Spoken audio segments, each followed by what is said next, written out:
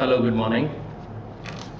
आज हम बात करेंगे ऑस्ट्रेलिया का जो स्टूडेंट वीज़ा ग्रांट हुआ है यस्टरडे मिस विनती का, जो हमने कल अपने सोशल मीडिया पर भी एडवर्टीजमेंट डाली थी। उस स्टूडेंट के प्रोफाइल की पूरी केस स्टडी है।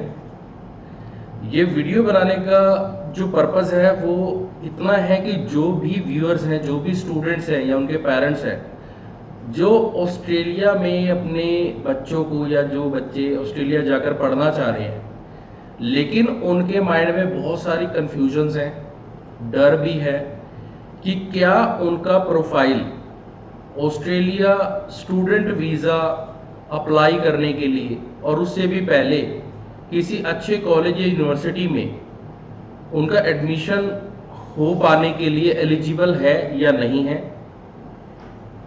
चाहे हम उनके एकेडमिक प्रोफाइल्स की बात करें, चाहे हम उनके जो स्पॉन्सर्स हैं उनके फाइनेंशियल प्रोफाइल की बात करें, तो ये सब चीज़ों को सोचकर, क्योंकि बहुत सारी क्वेरीज भी आती हैं हमारे पास कि ऑस्ट्रेलिया स्टडी करने जाना है और वो काफ़ी सारे कंसल्टेंट्स के पास जाकर पहले भी आए होते हैं, बात करी होती है, बट वो कन्फ्यूजन में होते हैं कि क्या उनका प्रोफाइल एलिजिबल है कि उन्हें ऑस्ट्रेलिया में ट्राई करना चाहिए या नहीं। तो ये वीडियो के माध्यम से मैं उन सभी स्टूडेंट्स को और उनके पेरेंट्स को थोड़ा नॉलेज शेयर करना चाहता हूँ इस केस स्टडी को लेके, कि वो अगर अपने बच्चों को बाहर भेजना चाहते हैं ऑस्ट्रेलिया में स्टडी करने के लिए, तो जो स्टूडेंट्स का और उनके स्पॉन्सर्स का प्रोफाइल है उसको इस केस स्टडी के साथ कंपेयर करा सकते हैं और अपनी एक सेट कर सकते हैं प्रोफाइल अपने हिसाब से कि हमें अगर ऑस्ट्रेलिया पढ़ने जाना है तो कैसे जाएं। नमस्ते दोस्तों, बढ़ते हैं इस वीडियो में आगे। सबसे पहले हम बात करेंगे ये केस स्टडी में कि स्टूडेंट का एकेडमिक प्रोफाइल क्या था। राइट, तो स्टूडेंट ने जो 10th किया हुआ है, मैट्रिक किया हुआ है, वो सीबीएसई बोर्ड से किया हुआ है, और जो 12th किया हुआ है, 12th उसने सीबीएसई बोर्ड से किया हुआ है, गवर्नमेंट स्कूल से किया हुआ है, साइंस बैकग्राउंड से किया हुआ है विद बायोलॉजी, और उसका जो परसेंटेज है 69.2% है। इसके बाद हम बात करते हैं कि कौन से बैच में इनका 12th हुआ है। इनका जो 12th पास आउट हुए हैं ये 2023 पास आउट थे, जो मार्च में 2023 में एग्जामिनेशंस हुए उससे ये पास आउट है। उसके बाद इन्होंने आईएलटीएस का प्रिपरेशन किया। आईएलटीएस में इनका जो एकेडमिक्स में स्कोर है वो ओवरऑल 6 है, लेकिन एक मॉड्यूल में, रीडिंग मॉड्यूल में इनका 5.5 है, बाकी तीनों मॉड्यूल्स में 6 है एंड ओवरऑल 6 है। राइट, तो ये तो हो गया इनका स्टूडेंट का एकेडमिक प्रोफाइल। अब दोस्तों, जो एकेडमिक प्रोफाइल होता है ये जरूरी होता है कि आप किस कॉलेज, यूनिवर्सिटी या किस सिटी में आप जो एडमिशन सीख कर रहे हो, देख रहे हो कि आपको वहाँ एडमिशन मिले। अगर आपका एकेडमिक्स पुअर है तो वहाँ पर एडमिशन नहीं मिल पाता कई बार आपको। सेकंड थिंग, मैंने बहुत बार देखा है कि जो स्टूडेंट्स की क्वेरीज आती हैं उनका एकेडमिक सही होता है, बट फिर भी वो कॉन्फिडेंट नहीं होते कि उनको कोई ऑस्ट्रेलिया का कोई अच्छी यूनिवर्सिटी या कॉलेज एडमिशन दे देगा, क्योंकि वो काफ़ी सारे कंसल्टेंट्स के पास गए होते हैं। सभी का अपना काम करने का तरीका है, अपनी नॉलेज है, अपनी स्किल्स हैं, अपने सिस्टम है। अब उन स्टूडेंट्स के दिमाग में क्या होता है कि नहीं, हमारा अगर परसेंटेज सही नहीं है, अच्छी नहीं है, या हमारे आईएलटीएस में ओवरऑल 6 नहीं है, या हमारे किसी एक में 6 नहीं आए, 6 से कम है, 5.5 है, तो हमारा किसी अच्छी यूनिवर्सिटी में एडमिशन नहीं हो पाएगा और हमारा वीज़ा भी नहीं लग पाएगा ऑस्ट्रेलिया का, तो कैंसिल करो। लेकिन अब आगे बढ़ेंगे इस केस स्टडी के ऊपर तो आप you will get to know कि इसमें हमने क्या किया कैसे किया और ये वीज़ा हम लेके आए। एकेडमिक प्रोफाइल आपको पता चल गया। उसके बाद जो स्टूडेंट की रिक्वायरमेंट थी, स्टूडेंट मेलबर्न सिटी में पढ़ना चाहती थी और उसके साथ साथ कोई साइंस से रिलेटेड बैचलर डिग्री में पार्टिसिपेट करना चाहती थी जिसका अच्छा स्कोप मिले उसे। देन आई सजेस्ट हर कि जब मेरे साथ मीटिंग हुई तो मैंने उस टाइम उसे सजेस्ट किया कि आप बैचलर प्रोग्राम करो और साइकोलॉजिकल साइंस में करो, राइट। तो उसका हमने एकेडमिक प्रोफाइल देखा, उसके हिसाब से हमने ये चेक किया कि मेलबर्न में एक कॉलेज का कैंपस है।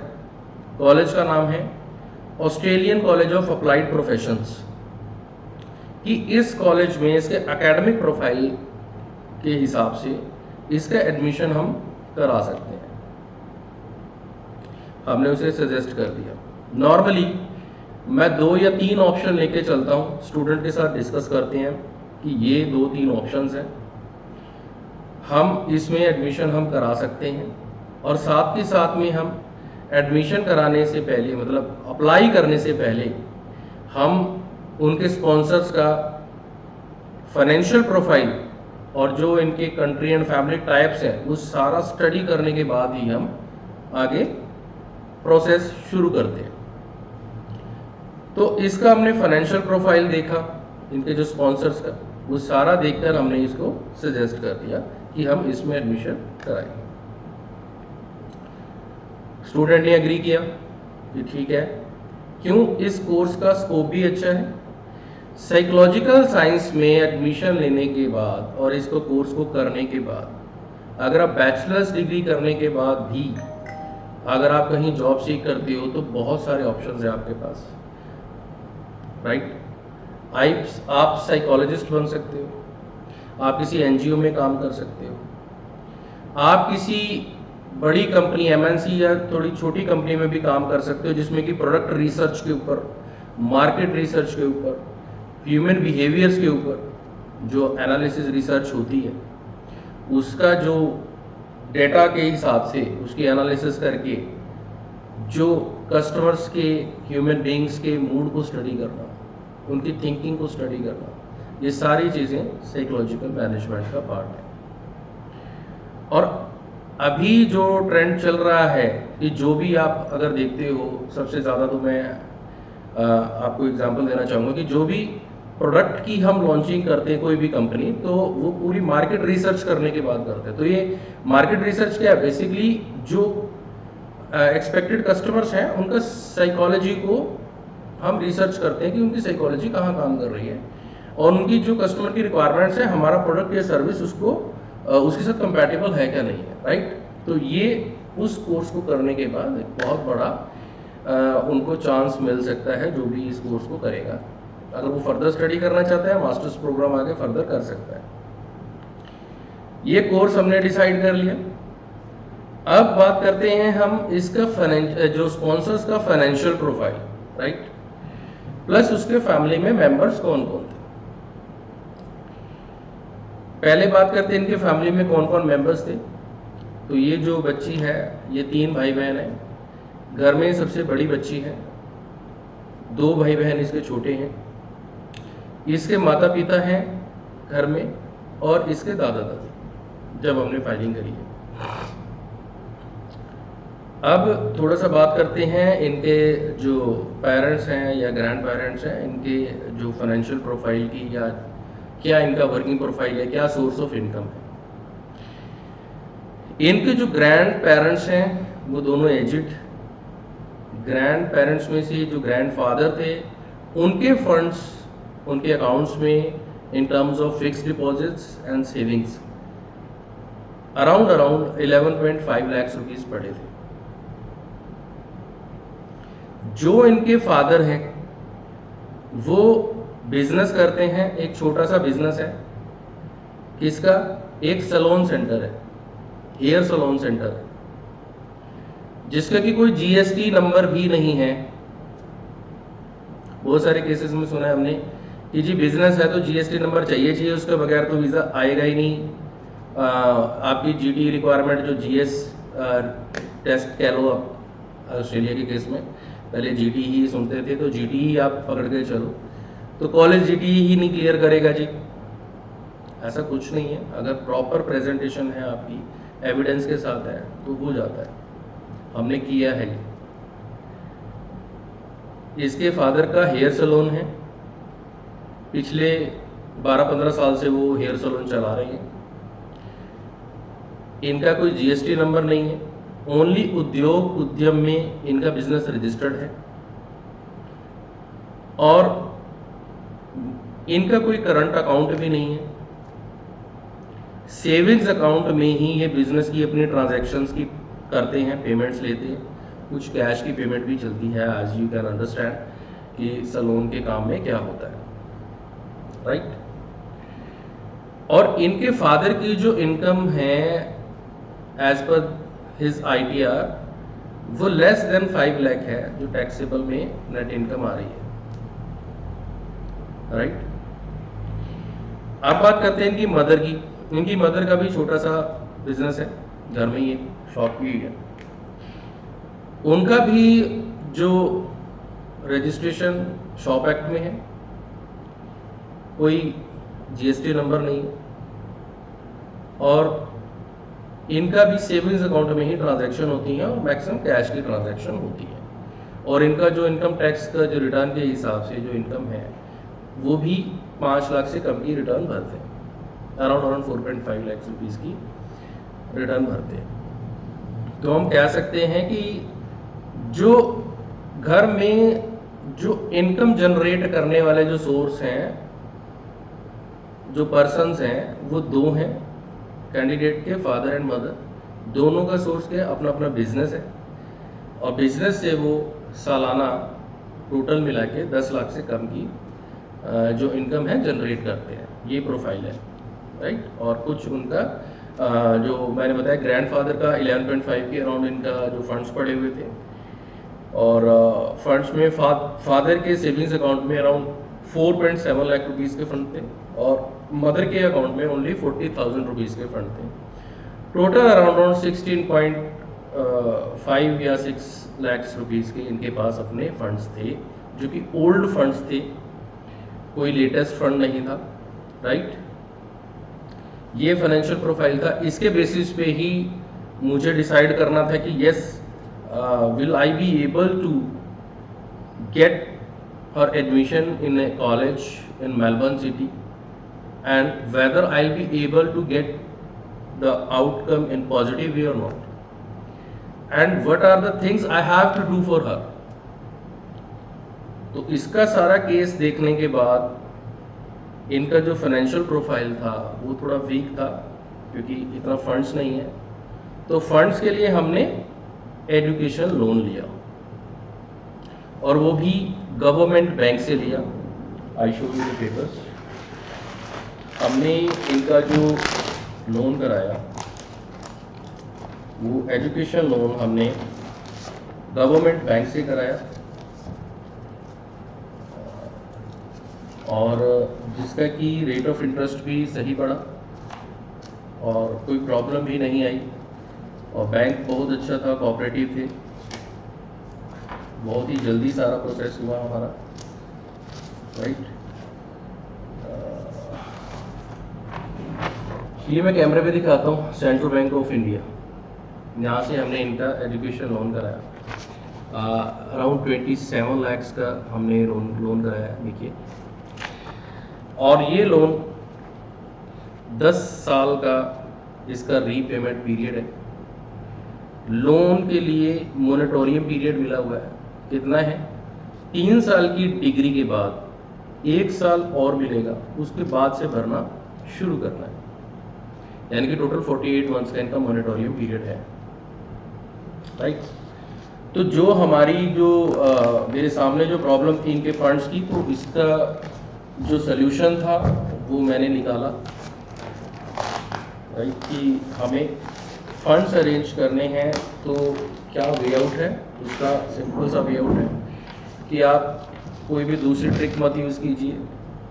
इट्स बेटर कि आप एजुकेशन लोन लें, बैंक्स देने को तैयार हैं।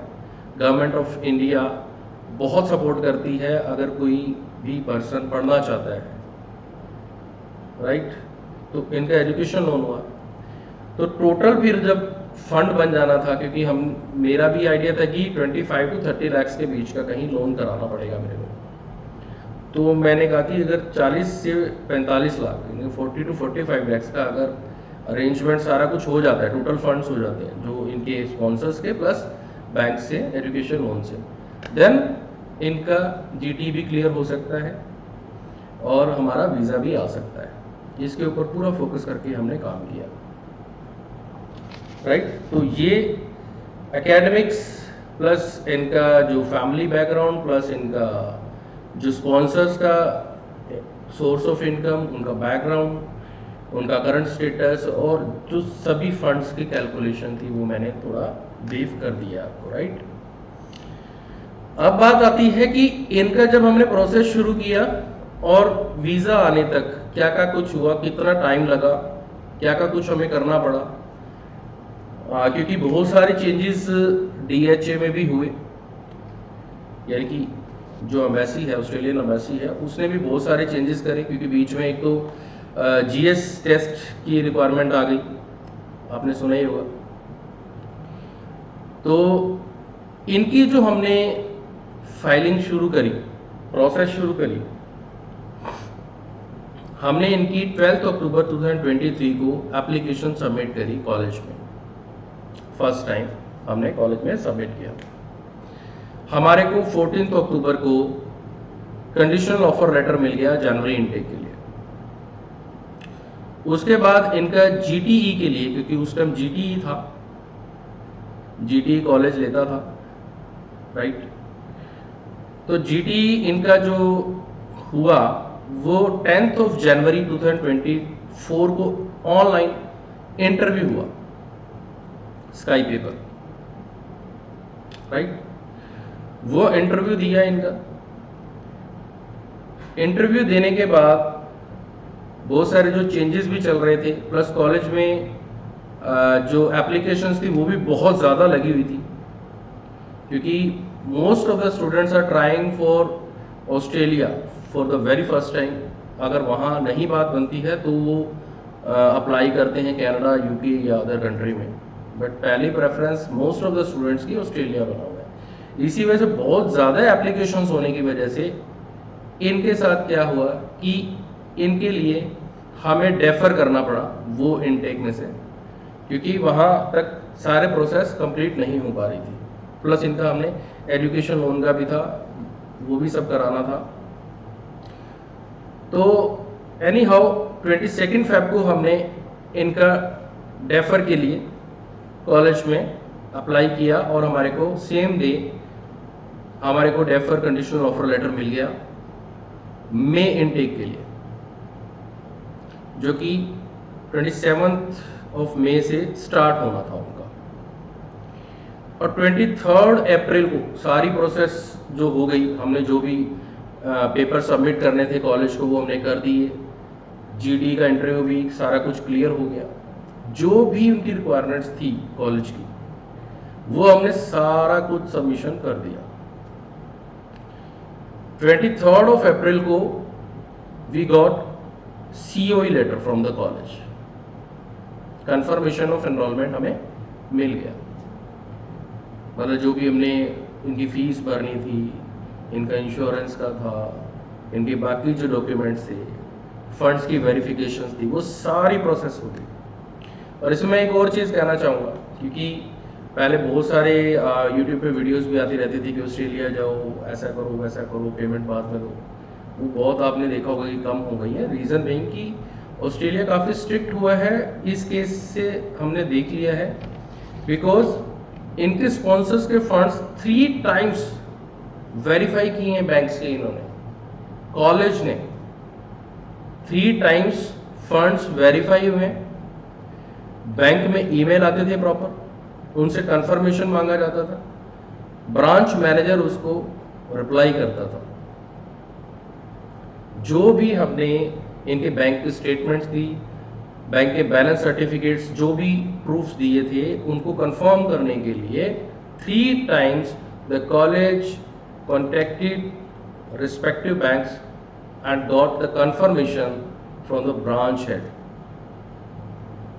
आप देखो कि कितना स्ट्रिक्टनेस है, इतनी जेन्युइनिटी को क्रॉस कर रहा है Australia college as well as embassy, कि कोई भी गलती ना हो, कोई भी ऐसा स्टूडेंट ना आ जाए फेक डॉक्यूमेंट से या कुछ और ट्रिक से, राइट। उसके बाद हमने 23rd को जो COE लेटर आया तो 25th को हमने वीज़ा इनका सबमिट कर दिया, 25th ऑफ अप्रैल, राइट। अब इनटेक जो मई का था और 27th ऑफ मई को इनका स्टार्ट होना था, राइट। बट एम्बेसी ने अपना टाइम पीरियड जो हमें शो हो रहा था DHA की वेबसाइट पे, वो 50% केसेस थे जिनका कि 45 डेज में रिजल्ट्स आ रहे थे और 90% केसेस के 90 डेज में रिजल्ट्स आ रहे थे। ड्यू टू दैट रीज़न हमें क्या करना पड़ा कि इनका जो इनटेक को 27th वाला तो टाइम निकलता ही जा रहा था, तो हमने एडवांस में कमिंग अवेलेबल इनटेक जो कि सितंबर था, उसके लिए डेफर लेटर COE सब कुछ हमने कॉलेज से मंगवा के DHA में सबमिशन दे दिया कि इनका वीज़ा इस वजह से रिफ्यूज़ ना हो जाए कि ये इनटेक का तो टाइम निकल गया मई वाले का, क्योंकि इनका रिजल्ट्स तो आ नहीं रहे थे अभी। तो उसके लिए हमने इनका डेफर सितंबर में कर दिया, कॉलेज से बात करके कॉलेज ने परमिशन दिया, COE दिया, सारा कुछ पेपर दिया and we submitted to the DHA and finally we got visa approved on 21st June, is that yesterday. अगर मैं बात करूं कि जब हमने वीज़ा सबमिट किया और वीज़ा अप्रूव हुआ तो वर्किंग डेज के हिसाब से 41 वर्किंग डेज में हमारे पास वीज़ा आ गया, और अगर टोटल ओवरऑल डेज देखें working and non working days तो 57 टोटल डेज लगे हमें। But finally we got the positive outcome, और इस प्रोफाइल के हिसाब से जो कि काफ़ी चैलेंजिंग था मेरे लिए भी, बट इसका सल्यूशन जो हमने कहते हैं ना कि किसी भी चीज़ का अगर कोई प्रॉब्लम है तो उसका अगर सल्यूशन ढूंढना है ना तो उसका रूट कॉज को पकड़ो और उस रूट कॉज के ऊपर काम करो। तो इनका रूट कॉज तो हमने देख लिया था कि इनका जो फाइनेंशियल इनकम है वो इतनी नहीं है, ना इनके पास ना फंड्स अवेलेबल हैं, और हमें कोई दूसरा रास्ता जो एजुकेशन लोन था वो चूज करना पड़ेगा। और फाइनली कॉलेज एंड एम्बेसी का मैं बहुत थैंक्स करता हूँ कि जो भी हमने मेहनत करी इस केस के लिए तो रिज़ल्ट हमारे को पॉजिटिव मिला। सो हम बात करते हैं इस केस में जो भी चीज़ें मैंने बताई हैं, चाहे एकेडमिक प्रोफाइल था जिसमें कि आप सोच सकते हो कि ओवरऑल 6 था, एक में 5.5 बैंड था। इनका हमने कॉलेज में एडमिशन कराया, मेलबर्न सिटी में कैंपस है, Australian college of applied professions, bachelor of psychological science ये कोर्स का नेम है। 3 इयर्स का प्रोग्राम है, सितंबर इनटेक में बच्चा जाएगा। इनके जो फाइनेंशियल प्रोफाइल था स्पॉन्सर्स का, ग्रैंडफादर का जो फंड पड़ा था 11.5, फादर का अराउंड 4.7, मदर का 40,000 ओनली, टोटल 16.5 और 16.6 लाख तो इनके अपने फंड थे, 27 लाख का एजुकेशन लोन था, तो टोटल 43.65 इतना लगा लो कि इतना हमने फंड्स को शो कर दिया। और साथ के साथ ही इनका जो भी हमने SOPs बनाई उसके अंदर जो इनका फैमिली टाइप, कंट्री टाइप और जो इनका जो GS की रिक्वायरमेंट है, बेसिकली देयर आर 4 क्वेश्चंस जो कि एम्बेसी भी पूछती है जो GS रिक्वायरमेंट में है, तो वो क्वेश्चंस के आंसर्स पर्टिकुलर होके देना जो कि उनको समझ लगे, रिलायबल लगे, एक्सेप्टेड हो जाए, राइट। तो वो चीज़ हमने करके दिया सारी चीज़ों को मैनेज किया, अच्छे से प्रेजेंट किया, जिससे कि ये केस में हमें सफलता मिली। तो फ्रेंड्स, अगर आपका भी कुछ इस तरह का केस है, अगर आपके पास फंड्स की वजह से आप सोच रहे हैं कि ऑस्ट्रेलिया नहीं जा सकते, या आप ये सोच रहे हैं कि आपके जो पेरेंट्स हैं उनका जो सोर्स ऑफ इनकम है वो वीक है, वीक इन सेंस की छोटा मोटा सा कोई बिजनेस है, ITR वो 5 लाख से कम की भरते हैं तो उनका तो कुछ हो ही नहीं पाएगा, कोई GST नंबर नहीं है, ठीक है। तो ये सब मिथ्स हैं। इस केस से हमने ब्रेक किया है इस मिथ को। आपको मैंने बताया कि पेरेंट्स का जो बिजनेस है कोई GST नंबर नहीं है, उद्योग उद्यम में रजिस्टर्ड है वो बिजनेस, राइट, और सेविंग्स अकाउंट में ही वो पेमेंट्स ले रहे हैं। बट हमने प्रूफ्स लगाए, हमने प्रेजेंट किया इस केस को बहुत अच्छे से, जो भी हमें बिजनेस के प्रूफ लगाने थे वो लगाए हैं, जिससे कि एम्बेसी को प्लस कॉलेज को अंडरस्टैंड करें कि बिजनेस चल रहा है और कैसे है, और एक्चुअल में भी हैं चीज़ें, और जब ये एक्चुअल में होती हैं तो बड़ा इजी होता है कि हम उसको ऑन पेपर किस तरह से प्रेजेंट करें, राइट। तो आप लोगों ने घबराना नहीं है कि अगर आपका पेरेंट्स का कोई छोटा मोटा कोई बिजनेस है तो वो सोचे कि हम ऑस्ट्रेलिया तो जा नहीं पाएंगे। No, you can go for your studies. आप एक बार नीचे दिए हुए नंबर पर फ़ोन करके अपॉइंटमेंट बुक करके आप अपना केस स्टडी करने के लिए, केस डिस्कस करने के लिए आप मेरे पास ज़रूर आए, right. Free of cost assessment है, कोई पैसा नहीं है इसका कि आपसे मैं पैसा लूँगा।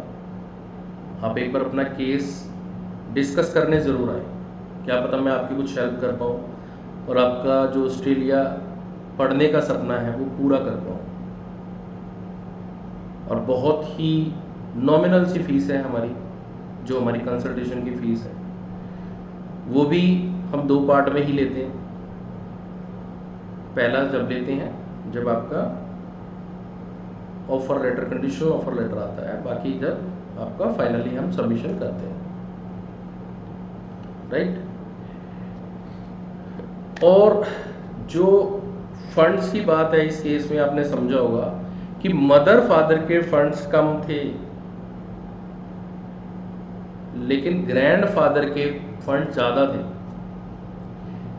इसके साथ साथ एक और क्वेश्चन उठता है कि इनकी एसेट्स क्या थी, वेल्थ क्या थी, कि जो इनका जो कंट्री या फैमिली टाइप का जो भी दिखाना था हमने, कंट्री टाइप को स्ट्रॉन्ग करने के लिए, या इनके पेरेंट्स किस तरह से सपोर्ट करेंगे इसकी एजुकेशन को, लिविंग एक्सपेंसेस को, उसके लिए क्या दिखाया, कितनी प्रॉपर्टी थी। तो फ्रेंड्स, इनकी जो प्रॉपर्टी, जो वेल्थ सर्टिफिकेट हमने दिया वो अराउंड 60 to 65 लाख की है। कोई करोड़ों में इनकी प्रॉपर्टी की वैल्यूएशन नहीं थी, राइट। बट ये जस्टिफाइड थिंग्स हमने करी, एविडेंस सब दिए, प्रेजेंटेशन अच्छे से किया इस केस को, उसकी वजह से कॉलेज और एम्बेसी दोनों ने इस केस को एक्सेप्ट किया है। बहुत जल्द ही इस बच्चे का और उसके फादर का एक हम इंटरव्यू भी हम इस पे अपलोड करेंगे, जिससे कि आपको और भी क्लैरिटी मिलेगी इस केस के बारे में। तो फ्रेंड्स, बिल्कुल घबराना नहीं है। ऑस्ट्रेलिया अगर पढ़ना जाना चाहते हो, प्रोफाइल आपका जैसा भी है आप एक बार डिस्कस करो, हम देखेंगे कि क्या कर सकते हैं आपके लिए और ऑस्ट्रेलिया कैसे भेज सकते हैं, राइट। अगर आपका पहले से कोई रिफ्यूज़ल है तो वो बिल्कुल नहीं छुपाना है मेरे से कि आपका कोई रिफ्यूज़ल है, चाहे कोई टूरिस्ट वीज़ा का है या किसी दूसरी कंट्री में आपने कोई स्टडी वीज़ा फाइल किया था या ऑस्ट्रेलिया का ही रिफ्यूज़ल है, तो बिल्कुल भी उसे छुपाना नहीं है, कोई भी इंफॉर्मेशन छुपानी नहीं है, आपका वीज़ा आएगा, ठीक है। अगर आपका प्रोफाइल हम बिल्कुल सेट करके लगाएंगे तो डेफिनेटली हम आपका वीज़ा ला सकते हैं। अच्छे कॉलेज में एडमिशन भी कराएंगे, अच्छी यूनिवर्सिटी में एडमिशन कराएंगे, जिससे कि आपका, और अच्छे कोर्स में एडमिशन कराएंगे जो कि आपको चेंज करने की ज़रूरत भी नहीं करनी पड़ेगी। आपका उस कोर्स को पढ़ने के बाद फ्यूचर भी अच्छा होगा। आई गारंटी कि मैं स्टूडेंट को देख के, उसकी स्किल्स को देख के, तभी उसको पूरे सारी छानबीन करने के बाद ये कहाँ पर स्टैंड करते और आगे क्या कर पाएगा, उसी हिसाब से कोर्स में एडमिशन दिलाने की कोशिश करता हूँ, क्योंकि पैसा लगना है लाखों रुपीस में। और मैं खुद नहीं चाहता कि कोई भी स्टूडेंट इस तरह से जाए कि मैं पढ़ने तो जा रहा हूँ और वहाँ जाकर स्टडी छोड़े और वो गलत तरीके से कभी जी कॉलेज चेंज कर लिया जी, है ना, कुछ टाइम के बाद। अभी तो कंडीशंस लग के आने लगी हैं कि कॉलेज चेंज नहीं कर सकते, करना है तो ये करना पड़ेगा, वो करना पड़ेगा उस कंडीशंस के अकॉर्डिंग, है ना, या इलीगल तरीके से रहना शुरू कर देंगे, तो ऐसी कोई ज़रूरत ना पड़े और आप पढ़ाई भी कर सको। कई स्टूडेंट्स का मैंने देखा है, बच्चे अब्रोड जाते हैं, कंसल्टेंट ने जो कोर्स दिया वहाँ चला गया, बच्चा वो कर नहीं पा रहा है, फिर वो स्ट्रेस में है, ना घर पैसे भेज पा रहा है, काम भी नहीं मिल रहा है, काम कर भी नहीं पा रहा है, मिल रहा है जो, तो उसके बाद इतनी स्ट्रेस हो जाती है कि बच्चा छोड़ छाड़ के वो इलीगल रहना शुरू कर देता है, पर कंसल्टेंट को गालियाँ देता है कि मुझे तो इस कोर्स का पता तक नहीं था, उसने दिला दिया बाहर जाने के चक्कर में। हालांकि सब कंसल्टेंट की गलती नहीं होती है, कंसल्टेंट आपसे बात करके ही तभी फाइनल करता है। लेकिन कई बार स्टूडेंट्स और उनके पेरेंट्स भी ये कर देते हैं कि नहीं, हमारा बच्चा बाहर जाना चाहिए, any how in by hook और क्रुक भेजो आप, बट ऐसा ना करो।